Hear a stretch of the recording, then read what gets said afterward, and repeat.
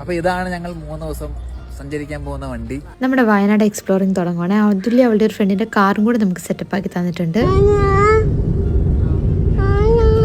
ബൂബു വിളിച്ച് കേട്ടിട്ട് എന്നോണം നമ്മൾ പോകുന്ന വഴിയിൽ തന്നെ ഒരു ആനേനെ കണ്ടു. കൊമ്പൻ ആനയാണ് കേട്ടോ. നമ്മൾ താമസിക്കുന്ന 6-ാം മൈലിൽ നിന്ന് 2 വശത്തേക്ക് പോകണമെങ്കിൽ, അതായത് സുൽത്താൻ ബത്തേരിക്കും പുൽപ്പള്ളിക്ക് പോകണമെങ്കിലും നമ്മൾ കാട് താണ്ടി വേണം പോകാൻ. ബസ് റൂട്ടുള്ള റോഡാണ്. അപ്പോൾ മൃഗങ്ങളെ കാണുന്നത് ഇവിടെ ഒരു സർവ്വസാധാരണമായിട്ടുള്ള കാര്യമാണ്. ഞങ്ങൾക്കിത് ഭയങ്കര സർപ്രൈസിങ് ആയിരുന്നു. ആനയുടെ കൊമ്പ് കണ്ടില്ല, ഭയങ്കര വലിയ കൊമ്പാണ്. അപ്പോൾ അവിടെ വണ്ടികൾ നിർത്തി നമുക്ക് പുറത്തിറങ്ങി നോക്കാൻ അങ്ങനെയൊന്നും പാടില്ല. നമ്മൾ ജസ്റ്റ് കാറൊന്ന് സ്ലോ ചെയ്ത് കണ്ടിട്ട് അങ്ങനെ തന്നെ വേഗം പോയിരുന്നു. നമ്മൾ കുറുവാദ്വീപ് എത്തി.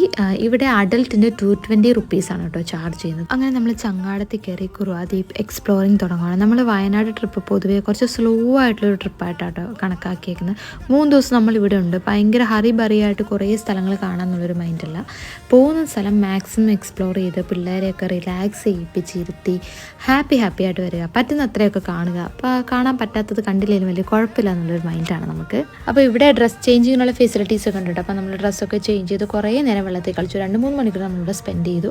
എന്നിട്ട് നമ്മൾ പിന്നെ വന്ന പോലെ തന്നെ തിരിച്ച് അങ്ങാടത്തിൽ കയറി പോവാണ്. കരയിലെത്തിയപ്പോൾ 2-3 കുരങ്ങന്മാരെയൊക്കെ കണ്ടു കേട്ടോ. അപ്പോൾ നാളെ നമ്മൾ മുത്തങ്ങയിൽ സഫാരി ചെയ്യാനാട്ടോ പോകുന്നത്. അപ്പോൾ അതുകൊണ്ട് തന്നെ നേരത്തെ കിടന്നുറങ്ങണം, വെളുപ്പിന് എഴുന്നേക്കാനുള്ളതാണ്. അപ്പോൾ നമ്മൾ നേരെ വീട്ടിലേക്ക് വിട്ടു ഫുഡൊക്കെ കഴിച്ചിട്ട് എന്നിട്ട് കുറച്ച് നേരം യൂണോ കടക്കെ കളിച്ച് നമ്മൾ കിടന്നു.